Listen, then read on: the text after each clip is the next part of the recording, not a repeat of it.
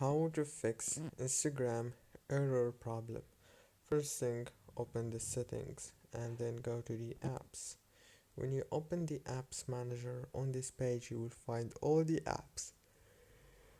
So let's wait a few seconds, and after that scroll until you find Instagram. Click on Instagram and then click on force stop. After that, click on storage, click on clear cache and clear data. Go back, click on permissions, make sure that every single permission is enabled. Go back to the settings in your phone, go to the wireless and networks, enable the airplane mode, and after 1 minute disable it. After you disable it, open the Play Store